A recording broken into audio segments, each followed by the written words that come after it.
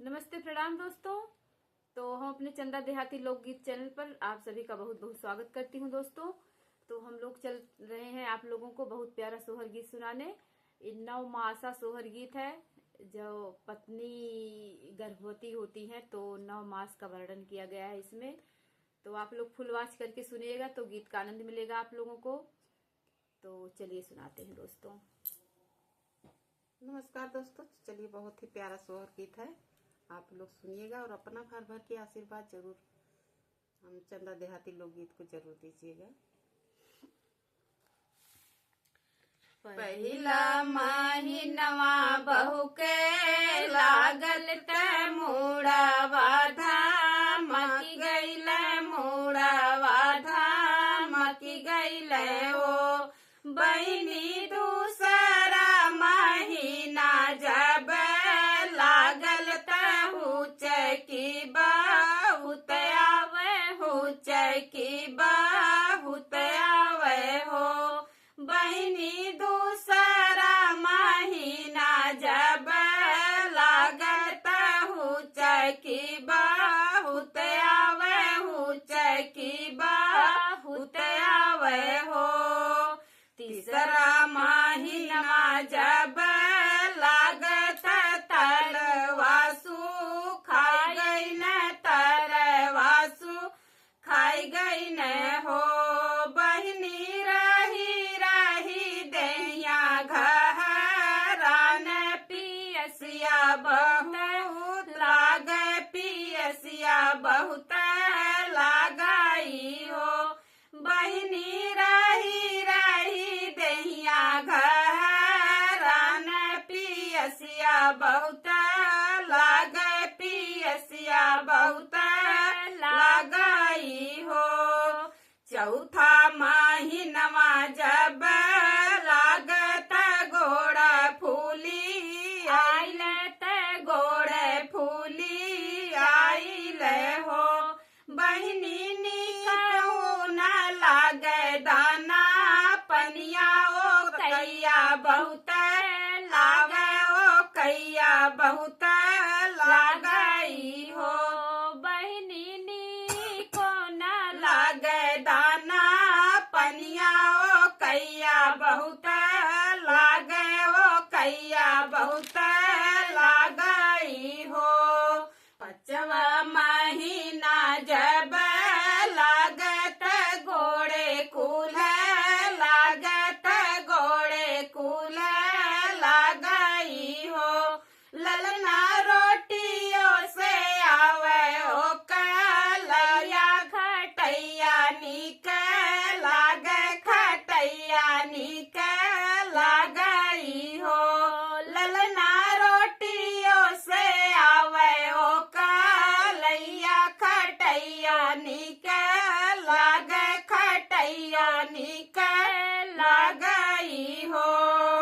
छठवा महीना जब लागत दहिया दूबर आइल, दहिया दूबर आइल हो बहिनी। धीरे धीरे दहिया पिया आइल त पड़वा निक लाग, खपड़वा निक लगाई हो बहिनी। धीरे धीरे दहिया पिया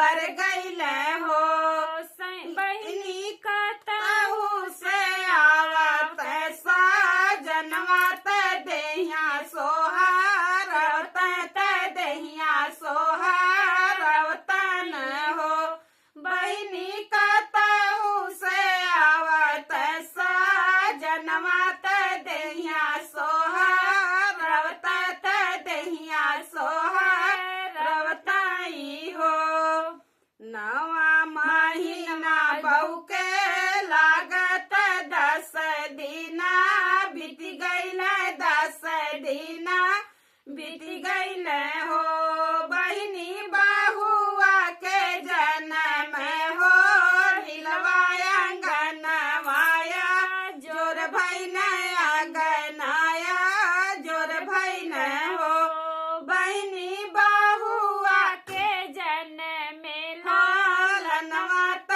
अगनाया जोर भैल अगनाया जोर भैल हो गावे बहिनी गावे लागी सासू जे सोहर नदी लागी नाचे नदी लागी नाचई हो बहिनी सासू जे गावे लागी सोहर नदी लागी नाचे नदी लागी नाचई हो धन धन नारी का जिंदगी दूसरा जन्म पाम दूसरा जन्म पामाई हो बहिनी माई भवानी के मानावत कोखिया बनल रह मांगिया बनल राख हो